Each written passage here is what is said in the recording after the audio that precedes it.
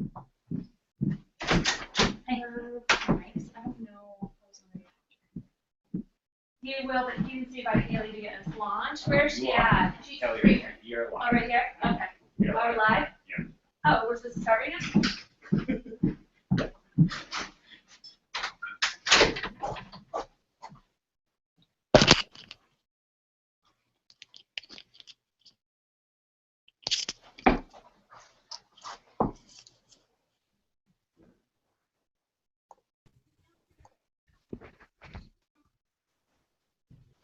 All right, hello everyone. Welcome to the first GST info session of this fall. We're so glad to have you joining us.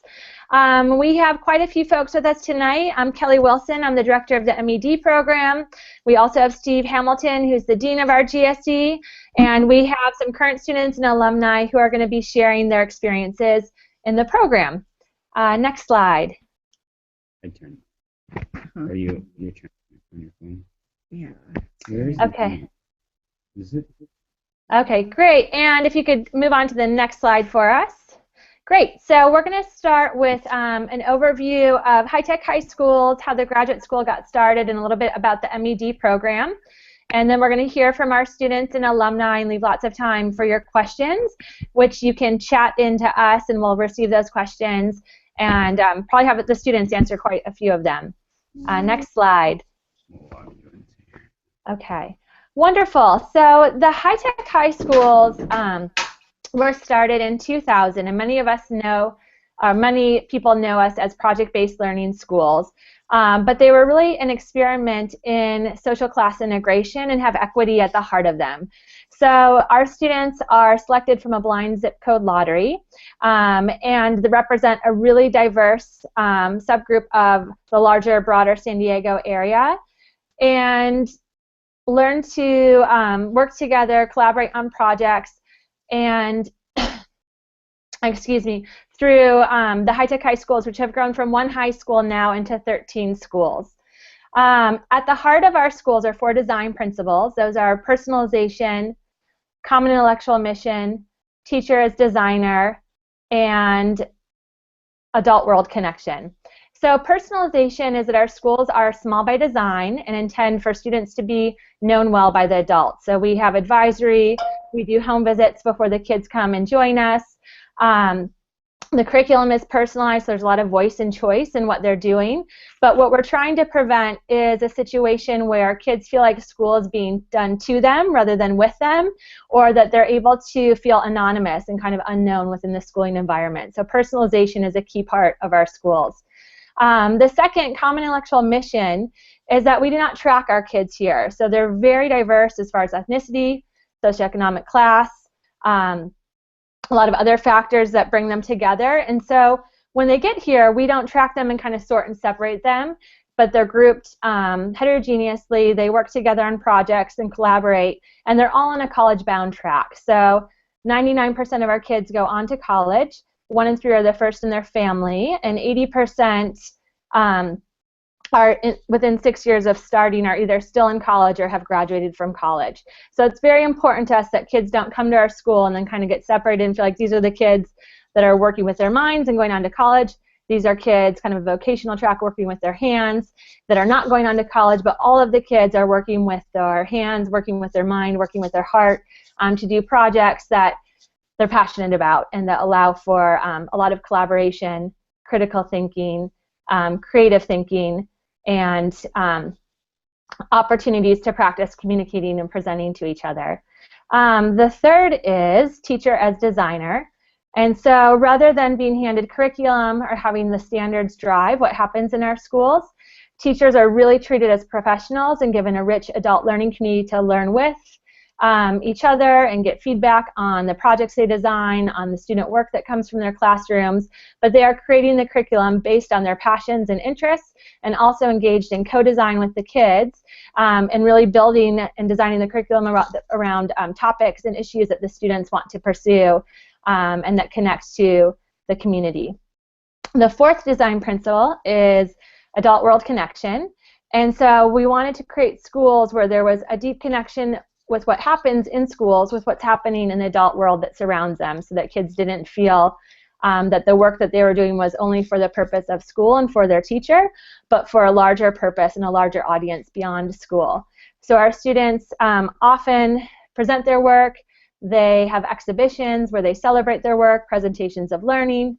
They go on internships, but we want to see a deep connection between problems that adults are actively engaged in thinking about and solving that impact their communities and impact their world, that the kids are doing that in parallel, and there's authenticity in the work that they're doing.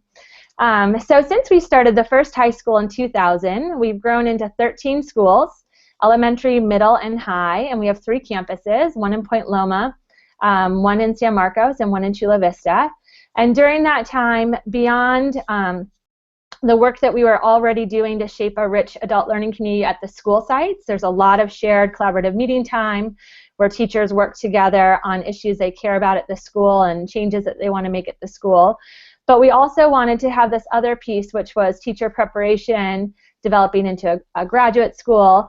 And so we started our own program to credential teachers, and we also started the Graduate School of Education. So most of you, I believe, have joined us tonight because you're interested in the master's program. So we're going to begin to talk a bit more about that. There are 3 kind of main program learning outcomes that we have for our master's in educational leadership. One is to practice thoughtful inquiry and reflection. The second is to design equitable and engaging learning environments. And the third is to lead for school change.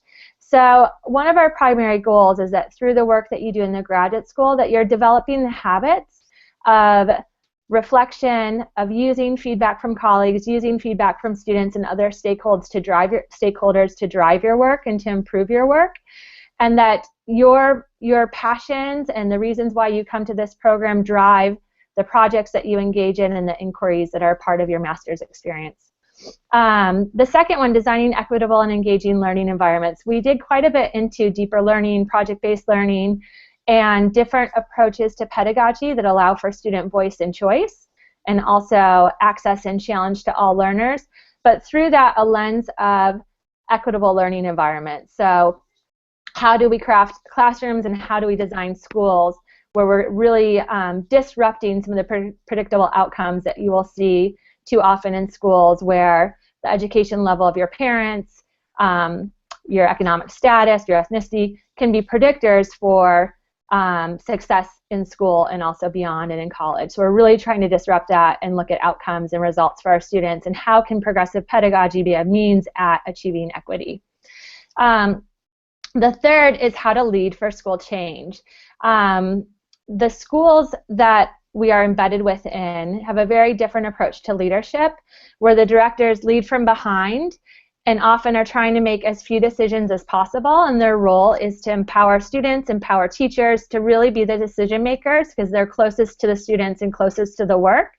And so there are times to lead from the front, and they might get input and need to make tough decisions, but often they're trying to really develop as facilitators that can bring out the voices of different stakeholders in the school and empower them to be engaged in school change efforts. So that mirrors a lot of the servant leadership, kind of distributed leadership that we work on practicing and learning more about through the graduate school. Next slide. So the master's program in educational leadership can be done as a 2-year part-time program or as a 1-year residency, and we'll look at what that looks like for different strands in just a minute. On the next slide.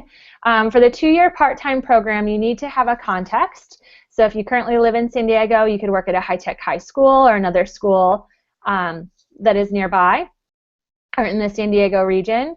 But you do need to have a context because it's very much a learning by doing model where you're taking the theory and putting into practice through your projects, the ideas that we're exploring through the graduate school, and then you're reflecting on that and getting feedback on your work. In the 1-year full-time program, people have moved here from all around the country and all around the world now because we can admit international students and support the visa process. In that case, you will be embedded in one of the 13 schools. So we work with you to find out your preference on elementary, middle, or high school. We find a good fit as far as your passions and interests and kind of the director or teacher that you would be working with.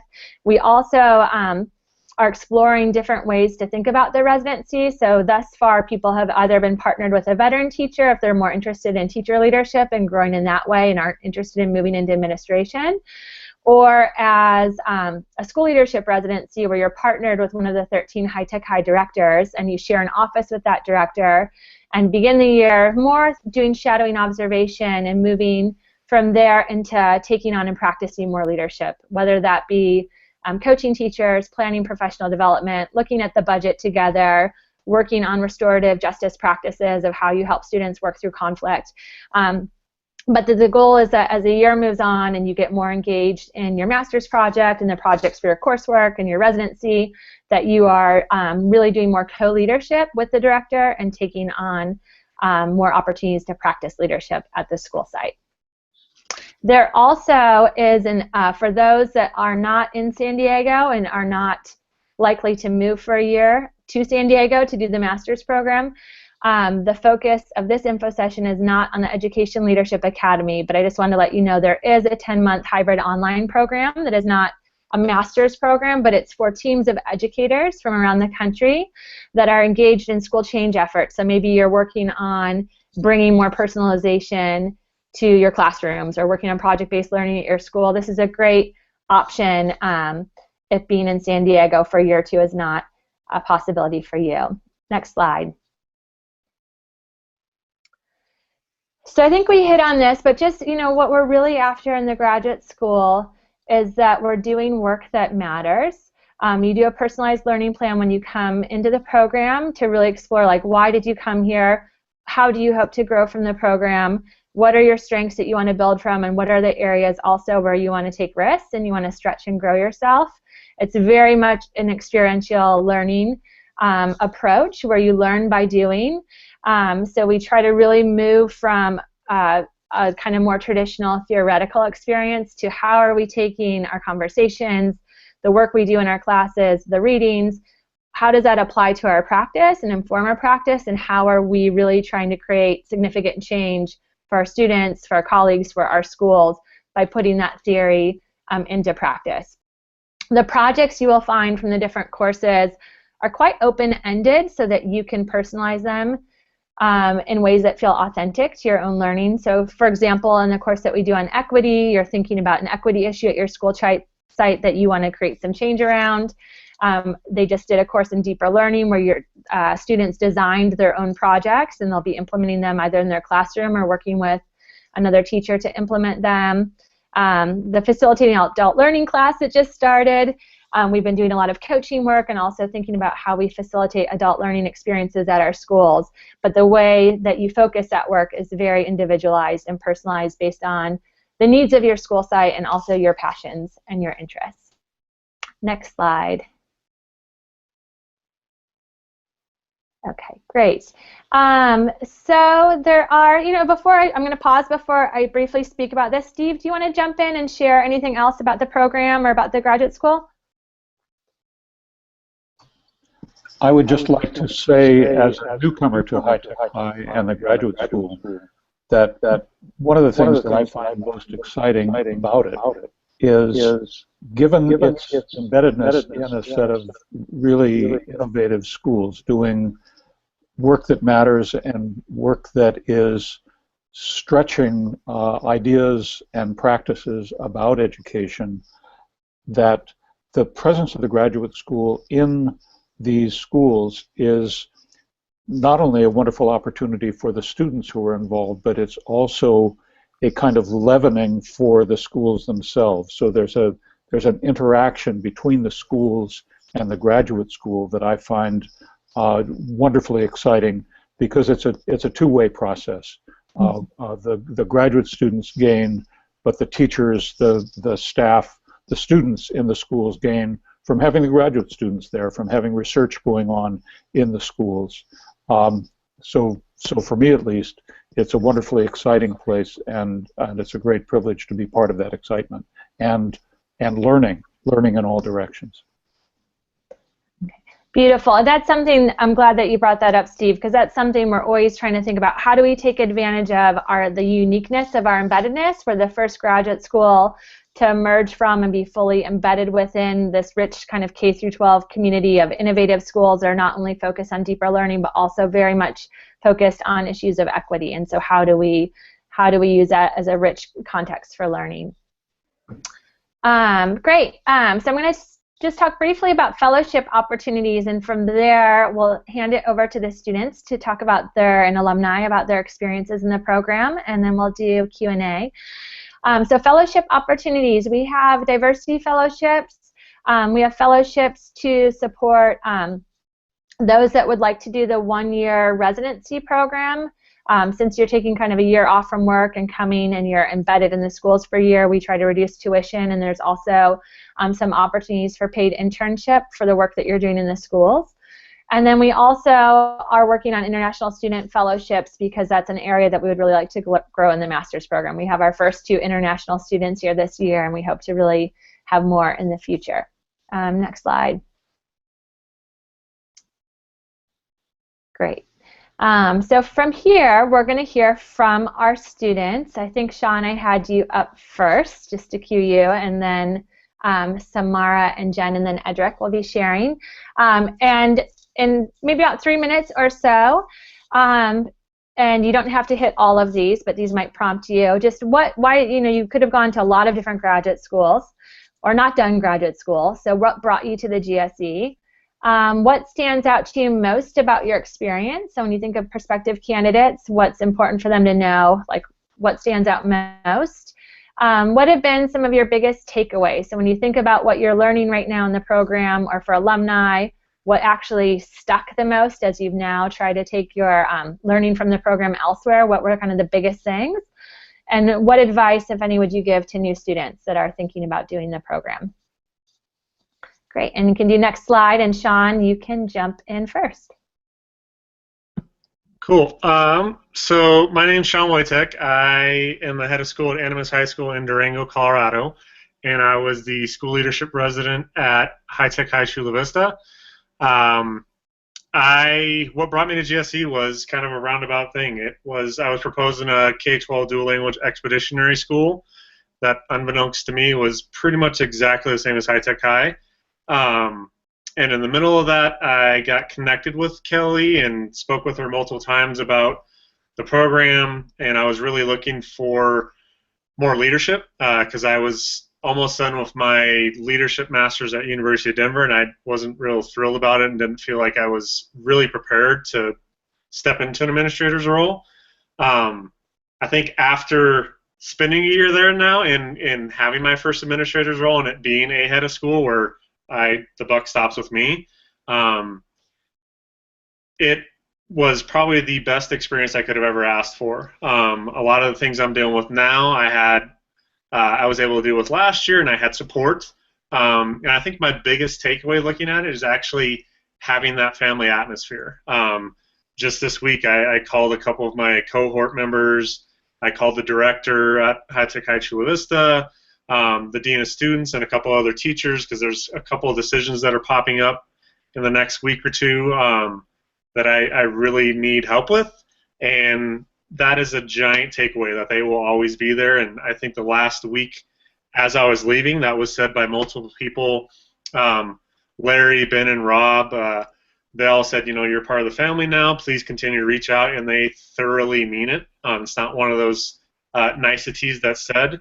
I'm looking at Edric right now, and I know that if I needed something, that I could email him and say, hey, can I bounce something off of you? So I think that's my biggest takeaway of it really is a family atmosphere. And it took me a while coming from a traditional school of realizing that and just having my guard down and to really be able to embrace that. And that was the best experience, I think, in my life, of just being in a place where you can be vulnerable and not have to worry about people taking advantage of that vulnerability, and then figuring out how you can take that back out to the rest of the world and help others to be able to have that experience and feel that experience, and just to have that adult learning that occurs at High Tech High, and the excitement that you see in everyone's eyes. I mean, the fact that Edric, it's 6 o'clock here, but I know it's, 5-ish, 4-ish, something there, and after a long day is doing something online. Just, you don't really see that, and he has an excitement in his eyes, even though it's November. So I think that's one of the huge takeaways as well. And I'm at my 3 minutes. Great. Thank you, Shawn. Let's have Jen jump in next. All right. Can you hear me? Can everybody hear me okay?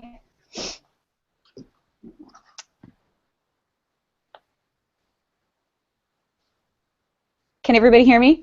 Yes. Okay. I'm Jen Morrison. I am from Red Deer, Alberta, Canada. What brought me to the GSE, I had the opportunity to come to a PBL residency about a year and a half ago, and it's a weekend PD session, and I just was blown away by how I felt in this environment, and for me that's really important. And you know, when I found out that GSE was admitting international students, I knew this was something that I really, really wanted to do. What stands out to me about my experience is a couple of things. First, how much I'm learning about myself and what I believe. This program really pushes your thinking, what matters to you, what you believe about education, what you believe about working with colleagues and kids. So that's definitely a significant standout. The second one would be the residency. Steve talked about this. Being embedded in schools is, for me, the way to learn how to lead. So 100% connections that I'm making, I really am making connections with people that are doing amazing things, but also really care about the people around them and the kids that they're working with.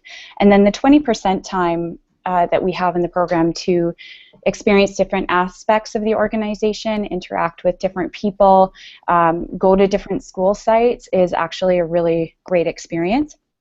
For me, my biggest takeaways is honestly the amount of support that is available as you're doing this program. It's intense, you're going to work really hard, but people are there to help you, and you just need to ask if you need anything.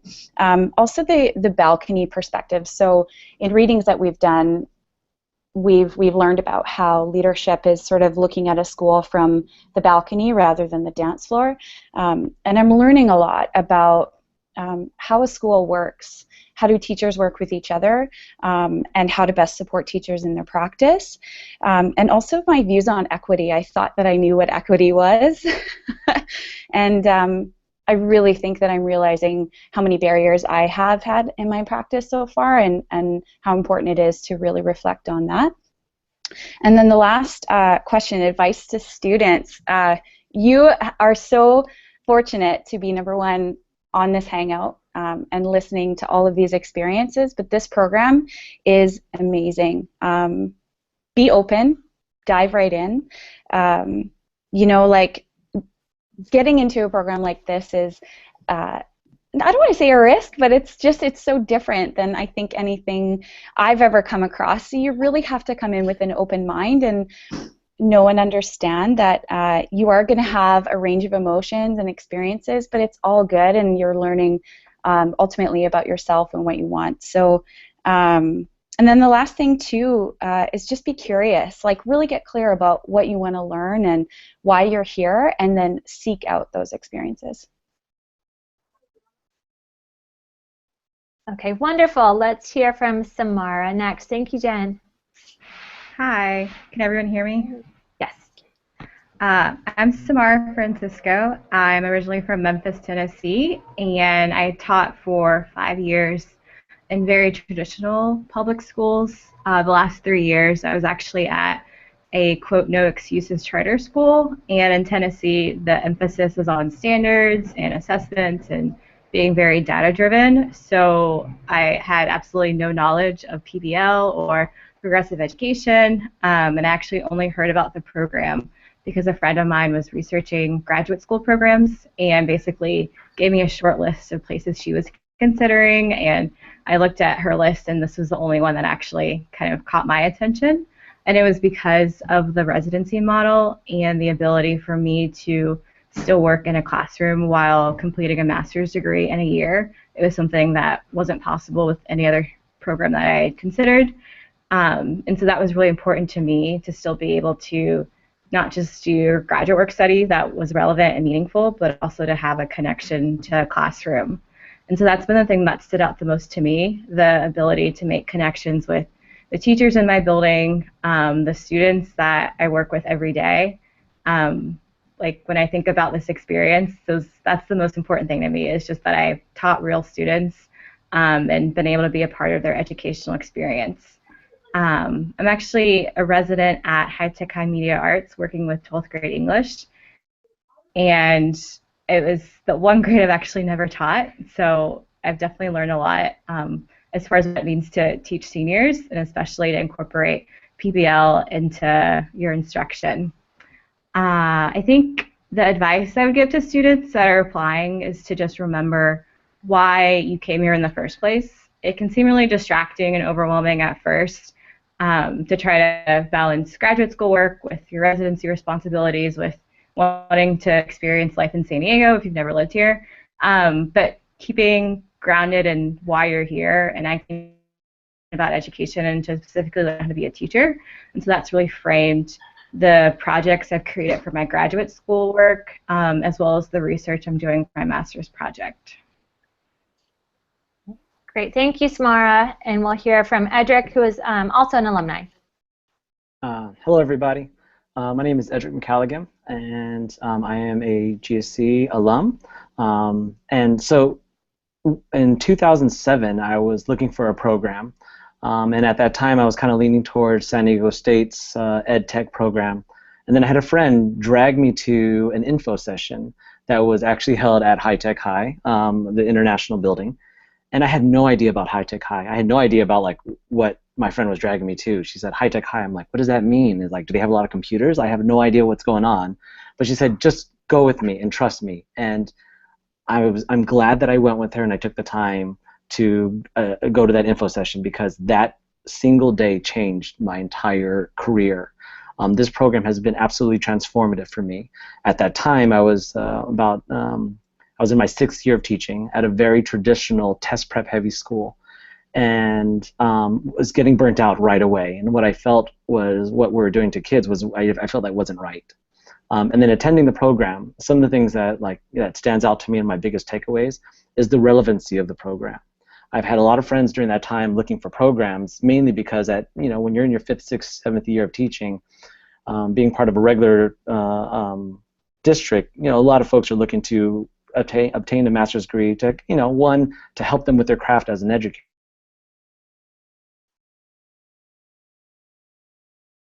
Two, there's a lot of conversations during the time while I was in the GSC with some of my colleagues that were in other programs around San Diego, and they would all complain, like, man, it's a lot of work. I'm having a hard time balancing my school life and being a teacher and then being a graduate student. And I've never felt that, because I felt that every day and every night that I spent when we were in class, I felt like I could use what we learned in class and through the critical collegial conversations that we're having. I felt like I could easily the next day apply that in my class, and I was able to do that. And so I think that's the biggest takeaway for me, that I felt like I was able to tailor the program to where I felt I was at as a teacher leader at my own school, and the goals that I created for myself, and the program helped me to obtain those goals while I was with them for the 2 years. And I think one of the other takeaways is just being around like-minded people. So you heard from 3 amazing educators already, from Jennifer to Samara and Shawn, and I think that was one of those bonuses for me, because every Thursday night at the end of class, usually people are like dying to get home, like it's been a long day, I worked all day, and I was in grad class for 3 hours a night, and you're ready to go home.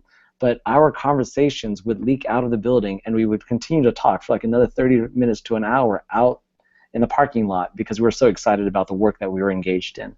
So my advice to you is to jump in, take risk, and have a game plan in mind, because this program will allow you to tailor it so that you'll be able to help you accomplish the goals that you're setting for yourself as an educational leader, whether it's within your craft, whether it's in your work that you're doing within your building, or if you have higher aspirations to lead a school later. This is an absolutely transformative program, and I encourage you to apply. Okay, great. Thank you, Edric. You're welcome. From here, we're going to begin taking your questions. So if you want to begin chatting them in, we'll just kind of take them as they come. While we're waiting for those questions to come in, I'd love to hear from the students if there's a particular project that you feel proud of or you felt very connected to, or maybe you want to share a little bit about your master's project. That would be great to hear, maybe an example of a significant learning experience for you in the program. I can share.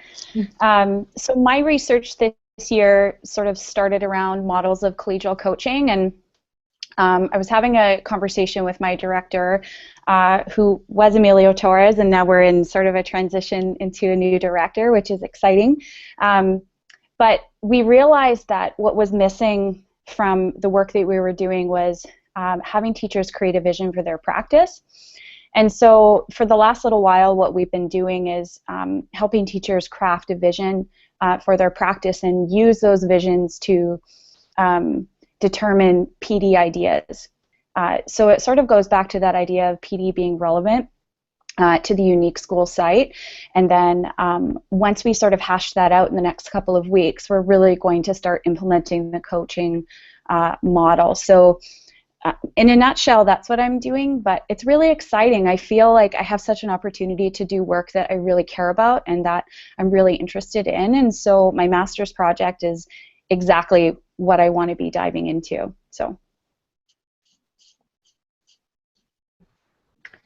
I can share. The class we completed a couple weeks ago was designing for deeper learning and leadership. I think that was the formal title.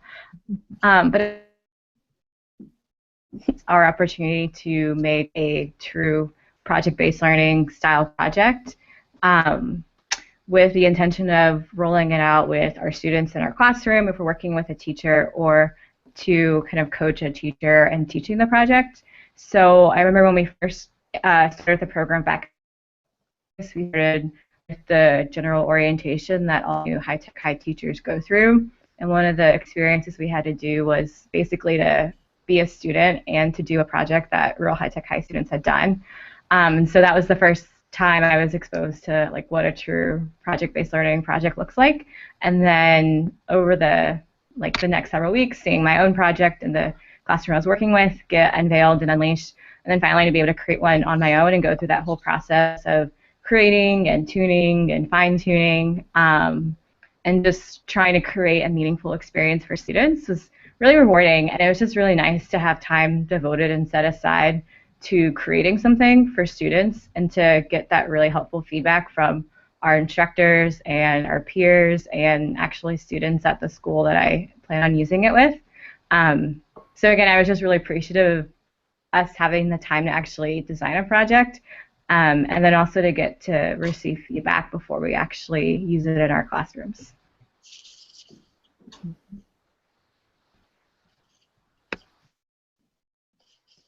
Great. Edric or Shawn, was there a significant learning experience or kind of highlight from one of your projects or your master's projects that you want to share? So I did mine on retaining high-quality teachers. And it originally started off that way, but then talking with Kelly and Steve and Rob and realizing that those essentially were two giant master's projects in and of themselves that could have turned into a doctoral thesis. I ended up just doing how do you retain teachers. And I know that there was a lot of research out there on it, but I really wanted to figure out high-tech high particularly because I wanted to be in a school like that, which I am now, which is fantastic. It's research I can actually use. And so just getting around and talking with teachers and seeing, you know, why are they teaching? Why did they get into teaching? What would keep them around for the next 5, 10, 15, 20 years? And just having those kind of intimate conversations with teachers of, hey, you know, what's going on? And if I were your director, what could I do to keep you around? Because one thing I noticed about teachers at high-tech high of instead of being told to come to work, a lot of them it's the reverse of you need to tell them to go home. And so trying to figure out that just internally of like how do you create a culture like that but then externally that actually had to do with my research of like how do you keep those types of teachers who are working 60, 70, 80 hours a week and loving it, but realizing there's no way you can sustain that over 20 years, was amazing and just very, very thought-provoking, and is helping me tremendously this year because that's kind of where I am now as a leader. Okay, great. Edric, we do have a question that's come in. So Edric, if you want to share a significant learning experience and also maybe respond to this question. Donna's asking, for the alumni, what was it like to return to traditional schools and try to apply what you've learned at High Tech High? That's $1 million question. I'm glad that you're asking that. Great. So when I was luckily accepted into the program, it was the first cohort where High Tech High invited outside schools into the program. So we were a great mix, about 9 teachers from outside High Tech High schools, and then 9 teachers from within the High Tech system. And so after leaving the program and going back to my very traditional school, I was able to kind of mimic what I learned through the High Tech High system and apply that within my own system. I was lucky enough to work under a principal or a couple principals during that time I stayed there that allowed me to do that work, and mainly because I was able to show them that I could use non-traditional methods and teach in this project-based learning kind of way, and still receive test scores. And that's the sad truth. I mean, my test scores shot out of the roof because of the work that we're doing and that kids were engaged. And this kind of goes to my significant learning experience. For us, I was able to apply this idea of relevancy with my work with my grad program to bringing that idea to like relevancy within the classroom. And so students at my old school, they were so used to doing assignments for a teacher to get a grade. So I removed that, and it was as simple as, okay, let's not just do this assignment because we need to learn how to write X, Y, and Z. But it was this idea that let's do this assignment because we're going to use it for this. We're going to submit op-eds to our local newspaper or op-eds to local magazines, and they understood that it was no longer for a letter grade from me, but it was because that we had an authentic audience outside. And I think that idea of that significant learning experience I had within the grad program and then bringing it to my traditional schools and apply it there, it brought the level of pride and this idea of being a craftsman of their work, because they knew that it's no longer for a grade, but it's for an outside audience that has an authentic purpose. And because of that, like everything that I worked on with kids that was able to translate to, of course, at the end of the year, taking a test. And so I had a lot of kids that were like far below basic that jumped up 2 levels at the end of the year because they cared about their work, because they loved to go to school, because they were engaged in ways that connected their hands and minds. And I learned that through the program. Mm-hmm. Thank you, Edric. Jen's going to share some thoughts there, and I don't know if Steve, if you have any thoughts on this, because we've been really working on this and thinking about this a lot, just how does this transfer and into other settings. Jen? I just wanted to say I think that it's really important for anybody watching this that many of us have come from really traditional settings, and the reason for diving into this program is because we wanted something that would push our thinking and allow us to be in a space that was different. I think what is really important to keep in mind is that the network of support, not just within High Tech High, but beyond High Tech High, is there, and there's educators that want to create positive change. So change does start small, and so say you come and do the grad program here and you experience this environment and this progressive thinking and trying new things, just even your mindset of going back into a fairly traditional school, your approach will be different, and so your practice will be different, your interaction with colleagues will be different. So I think like it would be easy to get in the mindset of like, well, I'm going back to a traditional school and I can't create change. Anything is possible, but it has to start somewhere. And so I think like by diving into a program like this and then going back or going to wherever school that might be fairly traditional, you have a lot of power to create more change than I think any of us realize, and the network of support is there. So I just wanted to put that out there. And I would add to that the graduate school was created both for an internal purpose, that is to prepare teachers and school directors for high-tech high schools, but also for an external purpose, to share what happens in high-tech high schools with people outside who are interested, particularly in taking what they could learn to their own schools, and not to take it and replicate it precisely, but to adapt it, to learn from it and build on it. So that was really how the graduate school was conceived, how it's designed, and there is support for doing that while people are here, but also after they leave. What Shawn mentioned of drawing on his cohort is a part of that, and the fact that we continue to hold conferences and institutes, residencies. We even have the capability of sending people out to other schools to work with teams, offer workshops, offer consultancies as well, because we are interested in sharing in this kind of mutual learning manner, and do not see what we do as kind of a hothouse experiment that can only thrive in our own schools. Mm-hmm. Yeah, and I would say we've heard so many different anecdotes over the years from graduate and alumni. So, for example, one of our alumni who's head of a DC prep school, which is a bit more traditional, and she's brought a lot more innovation to that space, sent us a video the year after graduating of the kids doing critique in the school.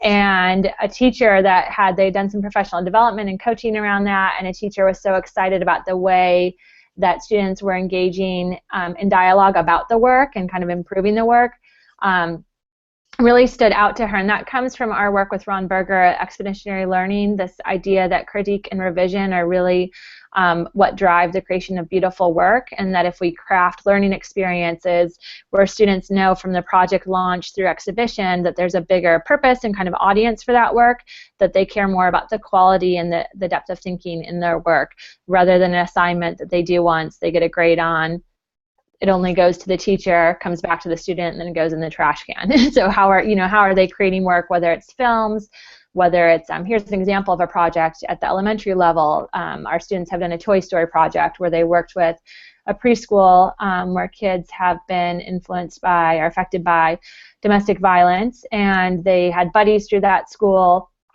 who they spent a lot of time with. They wrote letters with the buddies, they found out what the buddies' favorite things were, and they created toys that were specifically designed using kind of a design thinking, human-centered empathy process for the kids. But through the toys that they created, there were multiple rounds of critique and revision because they were so invested in creating something that would be of meaning and value to these kids that they had connected to and formed a bond with, that were in the preschool. So we're always thinking about how do we break down the four walls of a classroom, how do we push our work out into the community, and how do we have a real purpose for what we're doing.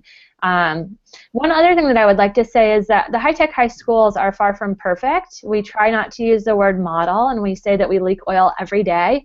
So they're really, we're not trying to prepare high-tech high teachers, high-tech high directors, or exactly replicate what's happening here.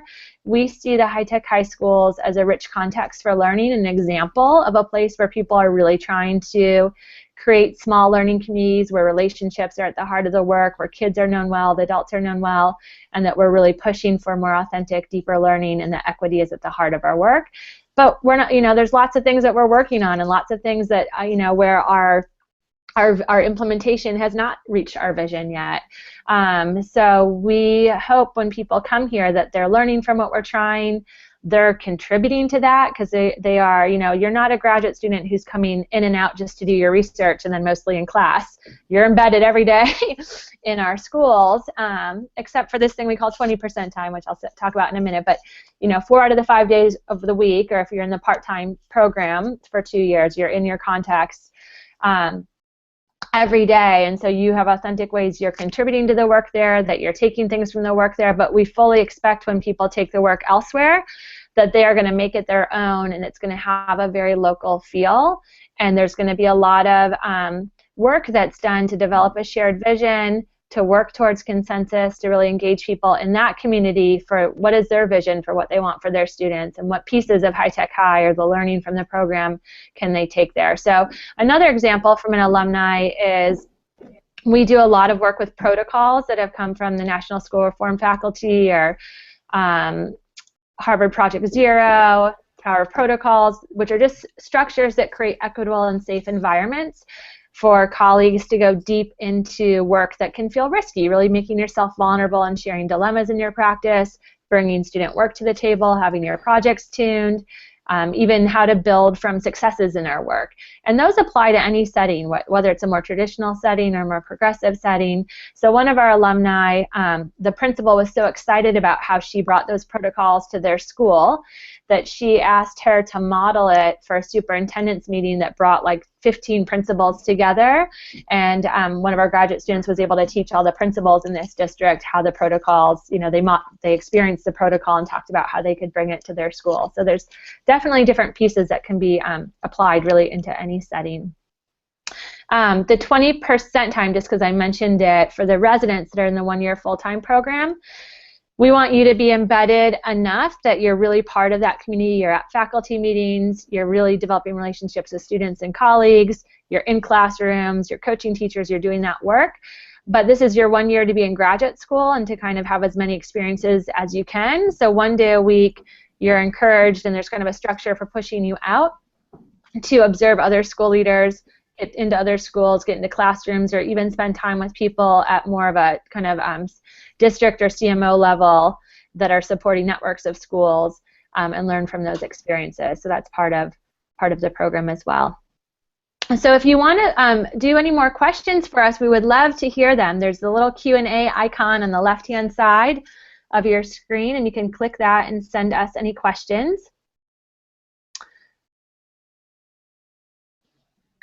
I guess one other thing that I would love to hear from the graduate students, you know, High Tech High is unique in that we're in one of the few schools that's really diverse and integrated. So we have a full inclusion model as far as special ed. We don't track our students. So there are some schools where they may, you know, if you look at the demographics, it may look like a very diverse school, and if you put everyone out in the front lawn of that school, you go, oh, it's a diverse school. But once they get inside the school, they get tracked in the AP or the honors or the, you know, often kids get mispredicted kind of where they should fall based on kind of perceived academic ability, which often can correlate to other factors that the kids have kind of no control over. And so it's a very different environment in that way, that we really have a diverse group of kids, and we're trying to create very inclusive environments. Do any of the graduate students or alumni want to speak to kind of how that has contributed to their learning, or kind of that aspect of our schools? I think what I've noticed is just that I've heard people talk about how inclusion doesn't work with PBL, or, you know, I've sort of heard that discussed, and to me that's just ridiculous. I mean, the inclusion specialists that work in these schools are so supportive of these kids, and the way that it's set up in this, at least in my site, this is what I'm seeing. The inclusion specialists are providing opportunities for these kids to participate in the projects that make sense to them, and really communicate with teachers how to support these children. So I really think, like, it's completely possible, you know, and it doesn't mean that it's perfect, like Kelly said, or that it's easy, but it definitely, I've learned a lot about what is possible with kids with either learning difficulties or challenges, and that it's really up to us to figure out, you know, based on that unique classroom environment, how to make sure those kids are just as involved as any other. Great. Any other kind of final thoughts or reflections before we close? It looks like we don't have any other questions at this time. Are there any final thoughts by anyone that's joined us today?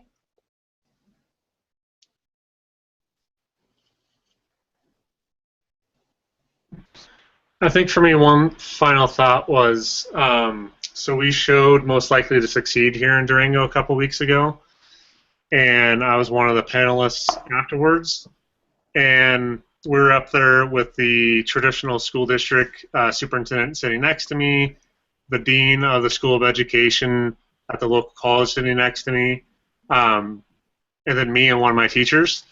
And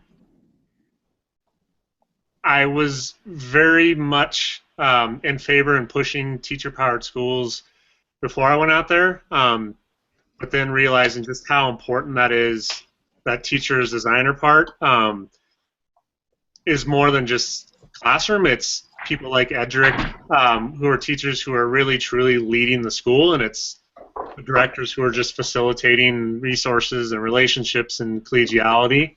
And me being up on that stage and realizing I was the only one who had pushed to have another teacher up there, I think really comes from what is at the core of High Tech High, of really putting the people who are closest to the problem with the most power to make the right decisions. And that's something that is continuously stuck with me, but isn't necessarily something that is prevalent outside of High Tech High.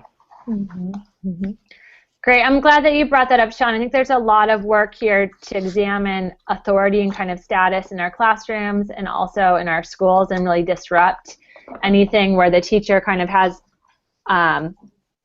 we have teacher-centered classrooms where we want students to feel empowered and have a lot of voice and choice in their learning, and the teacher is more of a coach. And same thing with leadership, that we're really trying to create a flat structure organizationally where teachers, we really elevate the voices of teachers because they're kind of closest to the students and closest to that work. So how do we really value and honor their perspectives and kind of facilitate that work rather than kind of come in from the top and direct it? Edric, did you want to share anything? I thought you were maybe jumping in, or are you good? You're good. Okay. Okay, great. Well, thank you so much for being with us. The application priority deadline is February 1st. If you have any questions before then, please do reach out to us, and we'd love to spend time with you and learn more about your hopes and what you're looking for in a graduate program, and we hope that you apply.